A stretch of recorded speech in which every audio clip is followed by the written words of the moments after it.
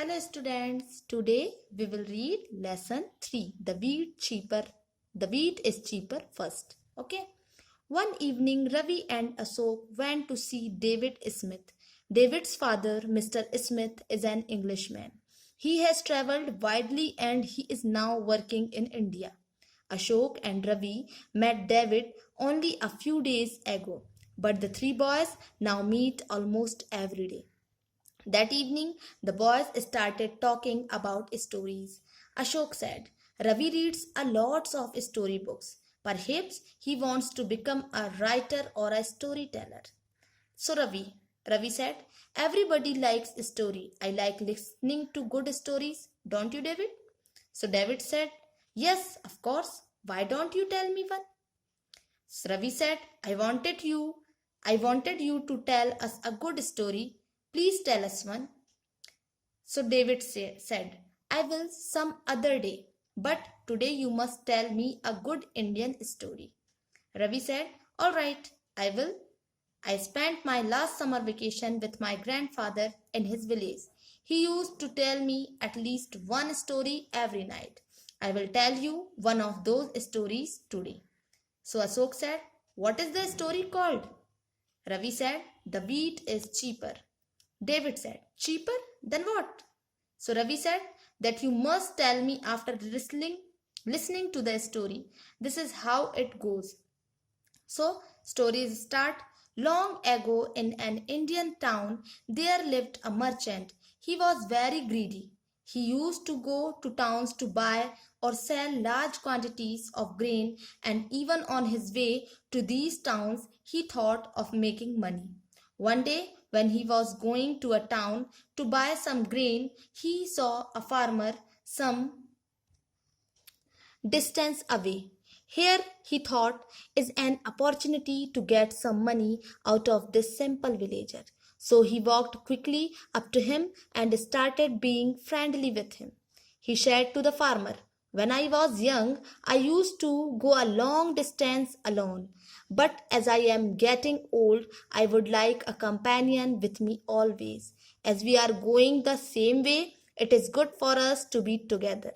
We shall enjoy each other's company. The farmer said, thank you.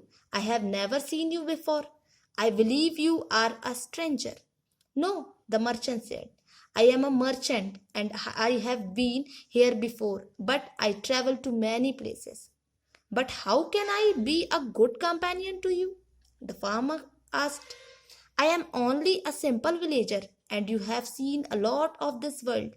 But perhaps it will be all right if you do all the talking. I shall listen to what you say. This is not fair. I can't do all the talking. I have an idea. Each one of us can tell the wildest possible tale. If I cast doubt on your story, I will pay you 100 rupees. But if you cast doubt on mine, you will have to pay me an equal sum of money. How do you like this idea?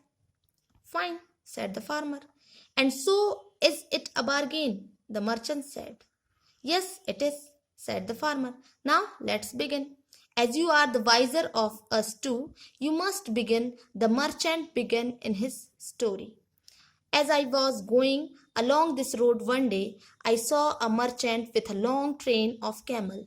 There were 101 camel, and each of them was loaded with large quantities of grain.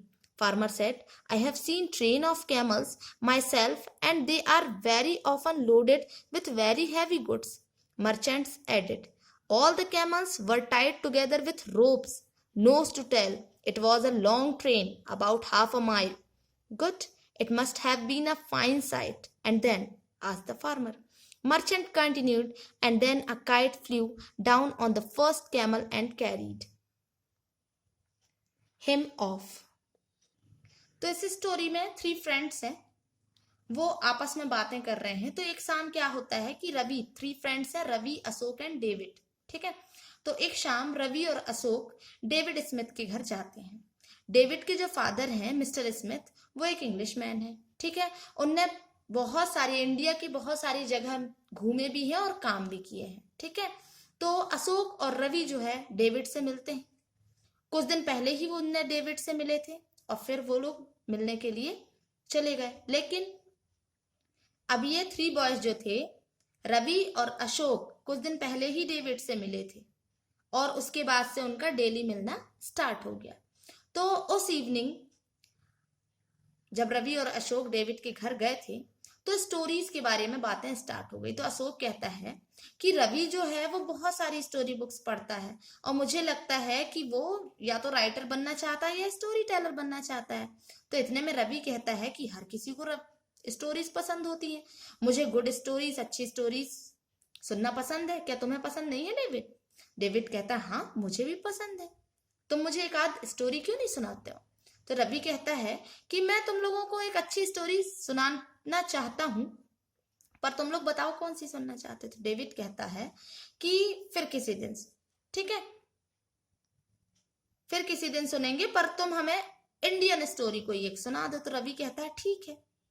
मैं अभी last summer vacation में अपने दादाजी के यहाँ गया था, तो दादाजी मुझे, ग्रैंडफादर जो थे मेरे, वो डेली मुझे रात में एक स्टोरी सुनाते थे, तो उन्हीं स्टोरी में से कोई एक स्टोरी मैं आज तुम लोगों को सुना देता हूँ।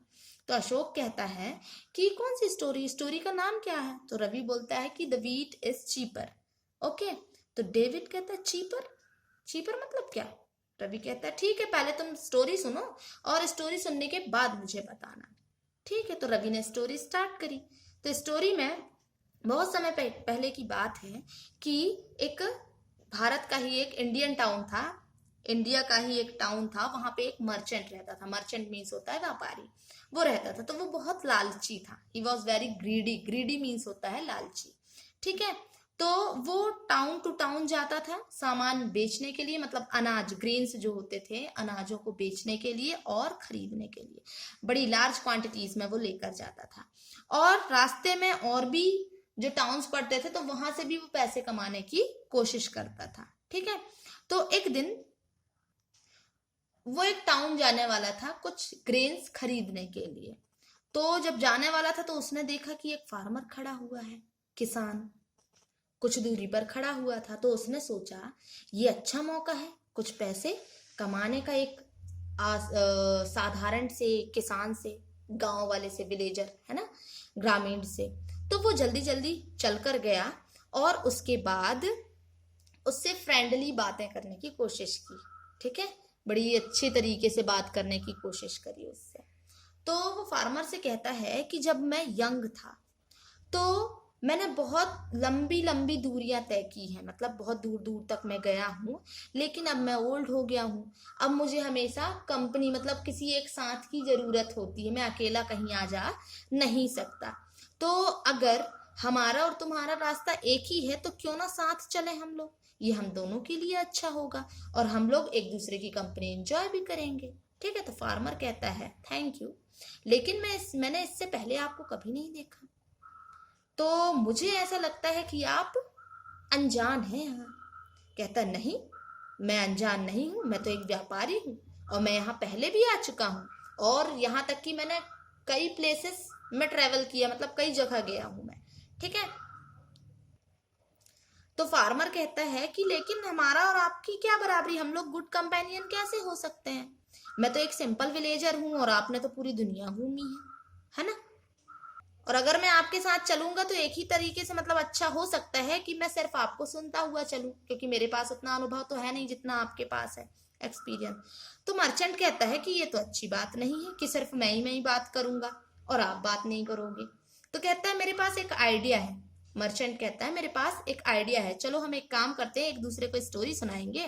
अगर मुझे तुम्हारी स्टोरी पे कोई डाउट हुआ तो तुम मुझे 100 रुपीज, वो सॉरी, मैं तुम्हें 100 रुपीज दूंगा, और जब मैं स्टोरी सुनाऊं और अगर तुम्हें डाउट हो तो फिर तुम मुझे उतना ही पे करना, उतने ही पैसे मुझे देना, ठीक है।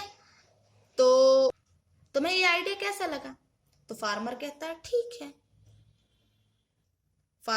वो मर्चेंट कहता है इसमें कोई बार्गेनिंग नहीं होगी फिर, है ना। तो फार्मर कहता है ठीक है, बार्गेन मतलब कम ज्यादा कराने वाला सिस्टम, ठीक है।